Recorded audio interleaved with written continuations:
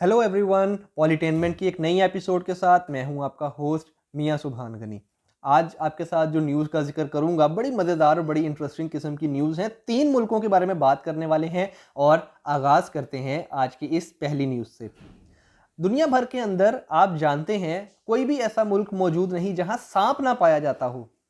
कभी अजदहा, कभी कोबरा और कभी डिफरेंट तरह के सांपों की कई किस्म की किस्में पाई जाती हैं दुनिया के मुख्तलिफ ममालिक के अंदर। माम्बाज हैं, ब्लैक हो, ग्रीन हो, इसी तरह कोबरा है, किंग कोबरा इंडिया का बहुत मशहूर है। इसी तरह पाइथन होते हैं, बहुत बड़े बड़े अजदहा टाइप के सांप होते हैं जिनको एनाकोडा के नाम से मूवीज़ के अंदर भी जाना और पहचाना जाता है। तो इस तरह के सांप हर जगह पर पाए जाते हैं, लेकिन न्यूजीलैंड दुनिया की वाहिद कंट्री है जहाँ पे सांप पाया ही नहीं जाता।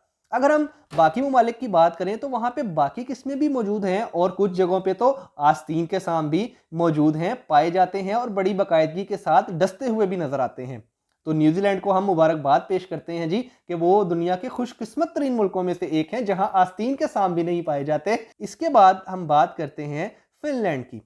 देखें जी, फिनलैंड के अंदर एक नेचर्स ब्रिज बना हुआ है। नेचुरल ब्रिज उसको कहा जाता है, कुछ लोग उसको नेचर्स ब्रिज कहते हैं।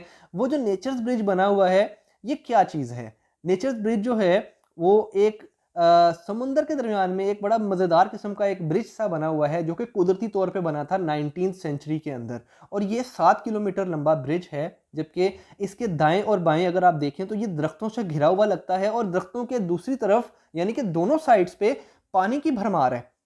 पता नहीं ये झील का पानी है या पता नहीं ये समुंदर का पानी है, लेकिन कहा यह जाता है कि ये ग्लेशियर जब पिघला था तो ग्लेशियर के पिघलने से और ग्लेशियर की मूवमेंट की वजह से इस तरह का एक ब्रिज क्रिएट हुआ है नेचुरली, कि इसको वहां पे नेचर्स ब्रिज यानी कि नेचुरल ब्रिज ही कहा जाता है। और ये ब्रिज इतना मशहूर है कि ये अब एक टूरिस्ट स्पॉट बन चुका है। लोग यहाँ पे सैर करने आते हैं, घूमते हैं, फिरते हैं, एंजॉय करते हैं, इसकी तस्वीरें शेयर करते हैं, वीडियोस बनाते हैं और अपने आप को खुशकिस्मत लोगों में शुमार करवाते हैं कि हमने ये फिनलैंड का नेचर्स ब्रिज ट्रेवल किया हुआ है।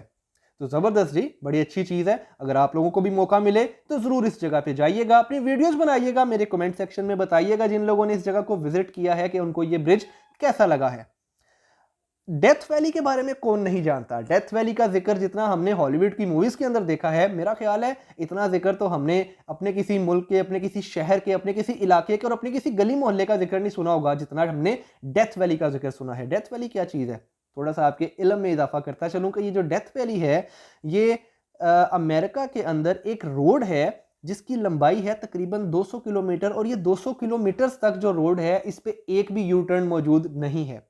ये जंगल के अंदर है, सहरा के अंदर है, इसके इर्द गिर्द सहराई ज़मीन आती है, इसके इर्द गिर्द जंगल आता है, इसके इर्द गिर्द से दरिया गुजरते हैं, इसके इर्द गिर्द से डिफरेंट तरह की मखलूक़ात आपको नज़र आती हैं, जानवर नज़र आते हैं, चरिंद परिंद नज़र आते हैं। और इसकी लंबाई जो है 200 किलोमीटर्स है, यानी कि 200 किलोमीटर्स तक आपको एक भी यू टर्न नज़र नहीं आएगा, जो कि पाकिस्तान में बड़ी बाकायदगी से नज़र आते हैं, चाहे वो रोड्स की शक्ल में हो या पॉलिटिशियंस की शक्ल में हो। यू टर्न्स के तो अंबार लगे हुए हैं पाकिस्तान में, लेकिन अमेरिका की इस डेथ वैली के ऊपर एक भी यू टर्न नहीं है। और ये दुनिया की सबसे बड़ी सड़क है जहां पे कोई यू टर्न नहीं है, एक सिंगल टर्न भी नहीं है, ना लेफ्ट ना राइट, ना दाएं ना बाएं, ना आगे ना पीछे, ना ऊपर ना नीचे।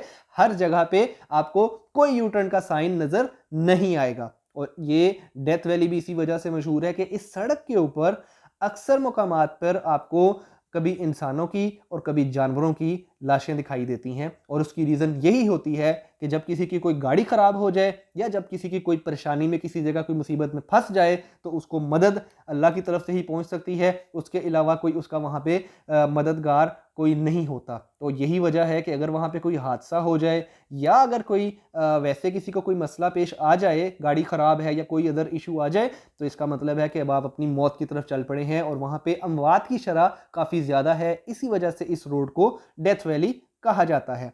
और आखिर में मैं एक तर्किश मुहावरा है उसको आपको तर्जमा करके सुना देता हूँ, इंग्लिश में आपके सामने नज़र आ रहा है। तर्किश मुहावरा है जी कि अगर कभी कोई जोकर, ये जो मदारी होता है, अगर वो कभी किसी महल के अंदर चला जाए तो वो उस महल का बादशाह नहीं बन जाता, बल्कि वो उस महल को सर्कस बना देता है, यानी कि वहाँ पे हल्ला गुल्ला खेल तमाशों की जगह बना देता है। तो ये तुर्किश मुहावरा बड़ा गौर तलब है, इस पे गौर कीजिएगा और गौर करते करते मेरे चैनल को सब्सक्राइब कीजिएगा। वीडियो पसंद आए तो लाइक कीजिएगा और शेयर ज़रूर कीजिएगा। अब तक के लिए इतना ही। मेरी नेक्स्ट एपिसोड के साथ मैं दोबारा हाजिर होऊंगा। तब तक के लिए अल्लाह हाफिज़।